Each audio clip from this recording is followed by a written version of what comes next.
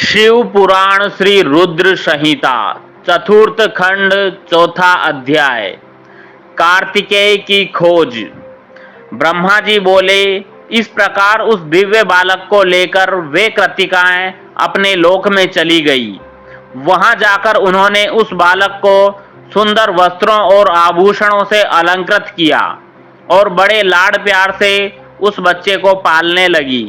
जब बहुत समय व्यतीत हो गया, तब एक दिन पार्वती जी ने अपने पति शिव जी से पूछा, हे प्रभु, आप तो सबके ईश्वर है, सब प्राणियों के वंदनीय है, सब आपका ही ध्यान करते हैं। भगवान, मैं आपसे एक बात पूछना चाहती हूँ। तब त्रिलोकीनाथ भगवान शिव ने मुस्कुराकर कहा, देवी पूछो, क्या पूछना चाहती हो। तब देवी पार्वती ने कहा, प्रभु, आपकी शक्ति जो पृथ्वी पर गिरी थी वह कहाँ गई। देवी पार्वती के इन वचनों को सुनकर शिव जी ने विष्णु जी, मेरा और सब देवताओं और मुनियों का स्मरण किया।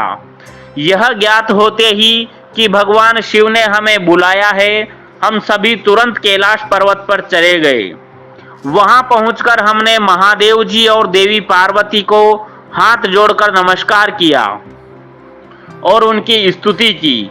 तब भगवान शिव बोले, हे देवताओं, मुझे यह बताइए कि मेरी वह अमोघ शक्ति कहाँ है।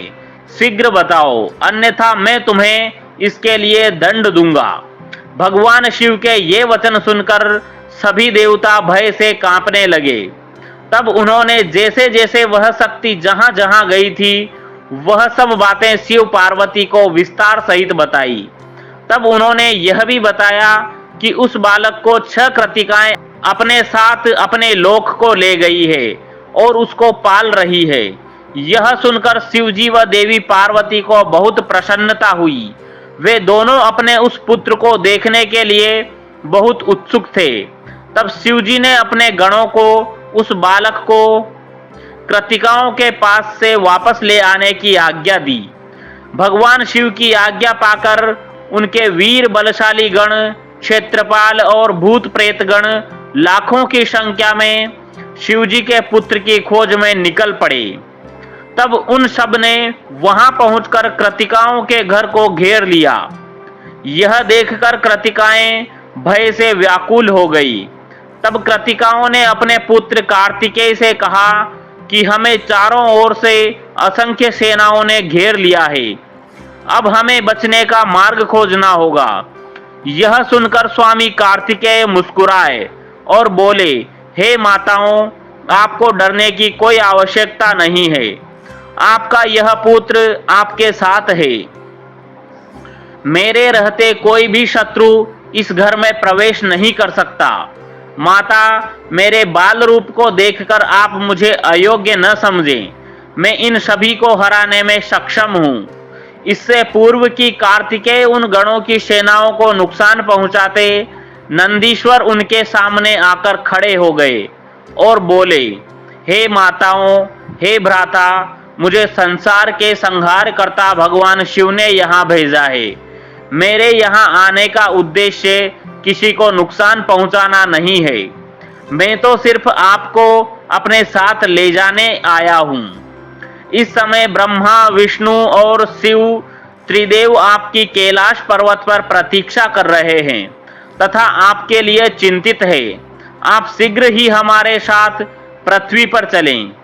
आप अभी तक अपने जन्म के उद्देश्य से सर्वथा अनजान है। आपका जन्म दैत्यराज तारकासुर का वध करने के लिए ही हुआ है, अतः आप हमारे साथ चलें।